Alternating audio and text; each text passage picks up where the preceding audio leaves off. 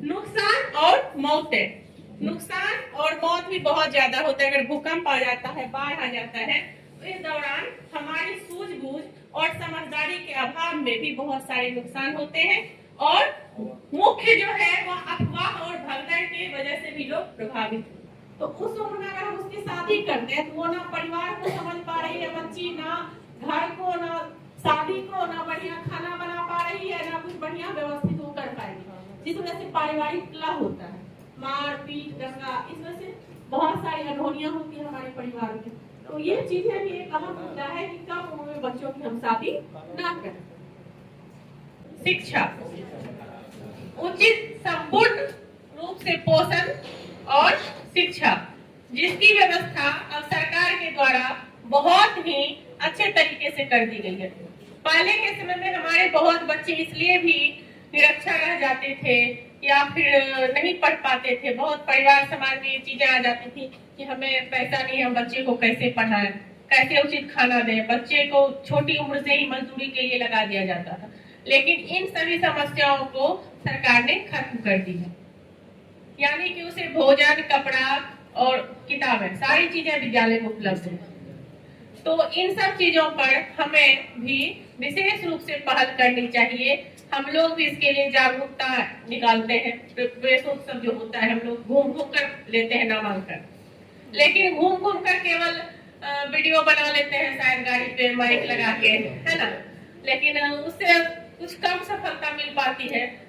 जो पेरेंट्स जागरूक है वो वैसे भी नामांकन करवाएंगे ही, परंतु सिर्फ माइक लगाने से नहीं होगा। थोड़ा 2, 4, 5 घर हम अपने से भी संपर्क कर लें तो संख्याएं बढ़ जाएगी।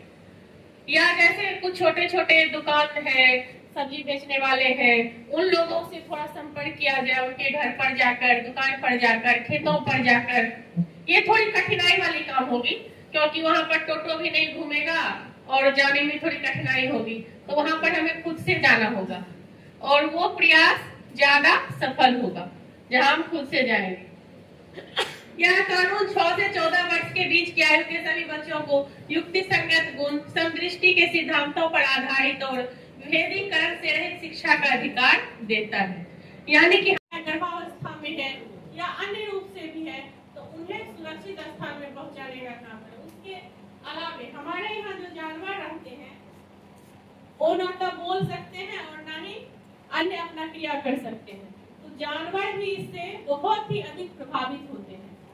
तो इस प्रकार की अगर घटना हो जाए तो हमें जानवरों को कम से कम रात के समय उसका बंधन खोल देना चाहिए ताकि वो भाग कर अपनी जान बचा सके, या फिर उन्हें बंद दरवाजे में नहीं रखना चाहिए।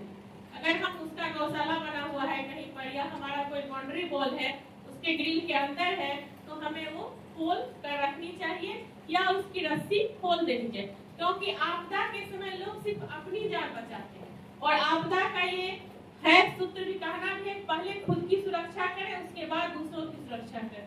तो हम अपने के तहत कार्रवाई का प्रावधान है। बाल विवाह निरोधक अधिनियम के तहत बालकों का उम्र 21 वर्ष एवं बालिकाओं का उम्र 18 वर्ष विवाह के लिए निर्धारित किया गया। ये बातें हम सभी जान रहे हैं। बालक और बालिका के लिए क्या उम्र है? लैंगिक अपराधों से बालकों का संरक्षण अधिनियम 2021 के तहत जान पहचान वाले व्यक्ति के द्वारा किए गए अपराधों के लिए अधिक दंड का प्रावधान है। बालक एवं बालिकाओं की शादी के लिए उम्र के बीच का फासला कम से कम होना चाहिए। सरकार द्वारा अनिवार्य किया गया है कि बच्चों से सभी को पॉक्सो एक्ट की जानकारी हो, खासकर वे लोग जो बच्चों के साथ काम कर रहे हैं।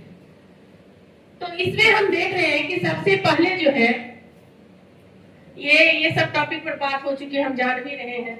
लैंगिक अपराध संबंधी जो नियम है वो भी जान रहे हैं। बालक एवं बालिकाओं की शादी कब, उम्र का फासला, ये तो हम जान रहे हैं। हाँ भाई, लड़की की 18 वर्ष और लड़के की 21 वर्ष। अब इसमें नहीं है कि भाई लड़की अगर 18 वर्ष की होगी तो उसका हम 45 साल के लड़का शादी कर दें, लड़की 18 वर्ष की हो गई तो उसकी शादी हम 45 साल के लड़के से कर दें, ये भी नहीं होनी चाहिए। बीच का फासला जो है कम से कम होना चाहिए, आनुपातिक जो है वह कम होना चाहिए। 2 से 18 और 21 मान के चलिए 3, 4, 5 साल का गैप होना चाहिए। ये नहीं कि दुगने और तिगने उम्र के लड़के से आप उसकी शादी कर दीजिए।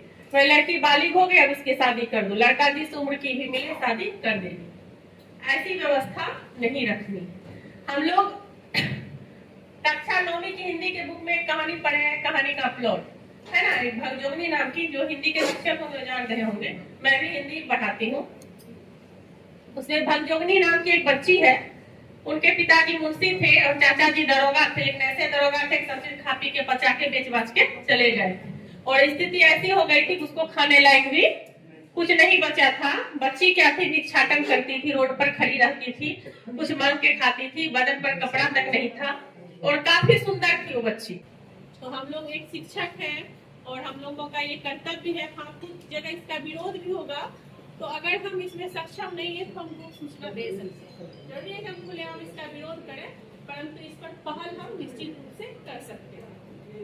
उसके बाद है बाल विवाह, दुर्व्यवहार, मारपीट, सामाजिक, आर्थिक, मानसिक शोषण, ये सभी जो है बाल विवाह तो लगभग हमारे समाज में शायद रुक गई है, परंतु फिर भी गाँव में हाँ अभी भी कुछ तबके में होती है और उसमें भी हम कम से कम ये तो निश्चित कर सकते हैं कि हमारे विद्यालय में जो बच्चे और बच्चियां पढ़ रही, बच्चे तो नहीं बच्चियों की 10वां करते करते शायद कुछ लड़कियों की शादी कर दी जाती है।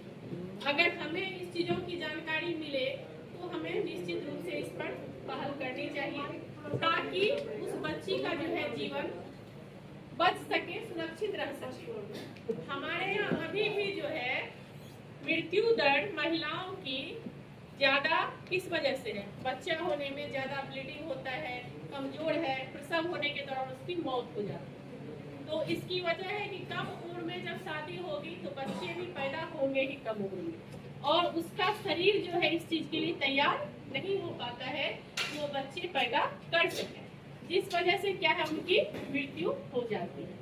तो इस वजह से हमें इसके लिए पहल करनी चाहिए ताकि बच्चियों का जीवन सुरक्षित रह सके। और अगर बच्चा पैदा होता भी है तो बच्चा सब दिन लगेगा जैसे कुपोषण का शिकार, उस बच्चों का उचित विकास नहीं हो पाता है, वो बच्चे कुपोषित ही रहते हैं। तो स्वस्थ माँ से ही स्वस्थ बच्चे पैदा लेते हैं और उसके लिए सही उम्र और सही समझदारी, सही खान पान आवश्यक। तो बाल विवाह को रोकने के लिए हमें पहल करनी चाहिए। उसके बाद वहाँ से थोड़े बच्चों को ज्यादा क्रश किया जाता है, तो उस अवस्था में देखेगा बच्चे अगर विद्यालय ही आएंगे तो मुझे रहेंगे, पढ़ने में मन नहीं लगेगा, थोड़ा अलग टाइप से बिहेव करते हैं और बाकी बच्चों के सामने वो थोड़ा अपने आप को ये समझते हैं हम थोड़ा कमजोर हैं, अच्छे कपड़े नहीं पहन रहे हैं, अच्छा खाना नहीं खा रहे हैं। तो इन सब चीजों को हमें थोड़ा देखना चाहिए, इसका पारिवारिक काउंसलिंग करना चाहिए, बुला के देखिए भाई बेटा हो या बेटी दोनों का समान अधिकार है और इस प्रकार का दुर्व्यवहार बच्चों के साथ ना करें। या फिर सामूहिक परिवार है तो भी बच्चों के खान पान पर पहल करें, उस पर थोड़ा ध्यान दें। और दुर्व्यवहार क्या बहुत सारा मतलब विषय है, ये नहीं सिर्फ यही है। दुर्व्यवहार में है कि अगर बच्चे मान के चलिए कहीं बिना बताए चले गए और कभी कभी बिना कारण जाने भी गार्जियन उनके साथ मारपीट करते हैं या फिर और तरह की बातें करते हैं, या फिर कोई लड़का लड़की कहीं बात ही कर रहे हैं, हमारे यहाँ तो 9वीं 10वीं 11वीं 12वीं 7 कक्षा है, बात ही कर रहे हैं तो समाज में इसका दुष्प्रचार भी होता है। तो हम लोगों का ये है देखो ऐसा कुछ है नहीं, बच्चियों को पहले इसके लिए तैयार करना चाहिए कि अगर वो बातचीत कर भी रहे जैसे सामान्य रूप से हम आप एक शिक्षक शिक्षिका एक दूसरे से बातचीत करते हैं वही प्रक्रिया, लेकिन उसके लिए हमें थोड़ा बच्चों को परिपक्व करना पड़ेगा, बच्चों को भरोसे में लाना पड़ेगा और फिर उसके गार्जियन का हम काउंसलिंग कर सकते हैं, जिससे कि बहुत हद तक दुर्व्यवहार बच्चों के साथ रुक जाएगा। मारपीट, मानसिक शोषण, ये सभी चीजें जो है और आर्थिक के बारे में हम पहले ही बात कर चुके हैं, जो मसला शायद सरकार ने निपटा दिया। आर्थिक मामला जहाँ तक था बच्चों को नहीं पढ़ाने का, तो वो परेशानियां शायद अब नहीं रह रही हमारे समाज और परिवार। अब कोई भी आर्थिक बोझ नहीं रहती है मुख्य रूप से। बच्चों के लिए निःशुल्क एवं अनिवार्य शिक्षा का अधिकार है जो कि हमारे यहाँ लागू है। यह कानून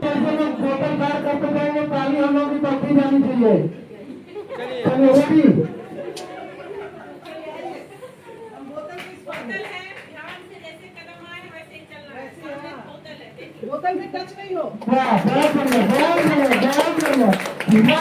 वाह वाह वाह वाह वाह।